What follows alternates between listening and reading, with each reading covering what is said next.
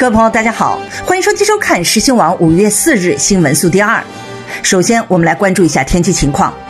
由于恶劣的天气， Taranaki 的溪流和河流的水位正在上涨。根据报道，该地区的北部发生了洪水。新西兰西部和北部的许多地区都发布了大雨警告和预警，包括 Northland、奥克兰西部、怀卡托、Taranaki、Nelson、塔斯曼、韦斯特兰等地。Met Service 表示 ，Taranaki 的橙色大雨警报可能会在未来几天升级。而在北部地区，因为洪水，原北地区的3条道路被关闭。相信许多朋友一定还记得，在2021年9月发生的一起谋杀案，一位名叫 Lina John Halap 的患有唐氏综合症的奥克兰女子被谋杀。今天在最高法院，杀人犯 Shamal Sharma 被判处无期徒刑，不得假释的最低期限为19年06个月。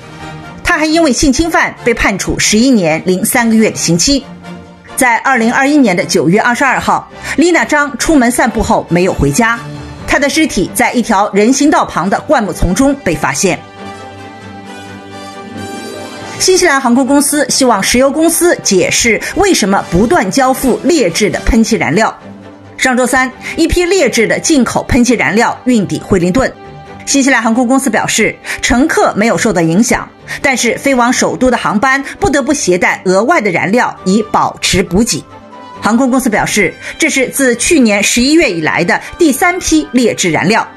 供应商 BP 和 Mobil 表示，问题与产品重新认证的延迟有关。国际方面的消息，美国亚特兰大一间医疗中心发生了枪击案，造成1人死亡，4人受伤。警方正在追捕涉案的24岁男子。事发在当地星期三的中午，当局说，枪手在医疗中心11楼的候诊区向5名女子开枪，之后在中心附近偷走了一辆汽车并且逃走。5名受害人的年龄介乎25至71岁，其中1名39岁的女子死亡。美国海岸防卫队证实，枪手在2018年加入部队，今年1月退役。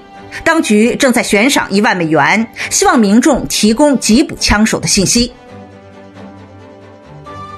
巴西联邦警察以涉嫌伪造新冠疫苗接种证明搜查前总统博尔索纳罗的住所，并且拿走了他的手提电话。警方回应搜查时表示，因应卫生部新冠疫苗接种系统被输入虚假信息一事，执法人员在里约热内卢搜查了16个地点和拘捕了6人。不过警方声明没有提及被捕人的姓名。有报道指，博尔索纳罗和他的幕僚以及家庭成员的新冠疫苗接种证明曾经被修改，以符合入境美国的要求。他任内2名私人助理涉及事件被捕。博尔索纳罗证实住所曾经被搜查，但是他否认伪造新冠疫苗的接种证明，指自己并没有接种疫苗，而他之前作为国家元首获得的待遇与平民不同，他前往美国并不需要出示疫苗接种证明。感谢收听收看新闻速递，我是梁峰，再见。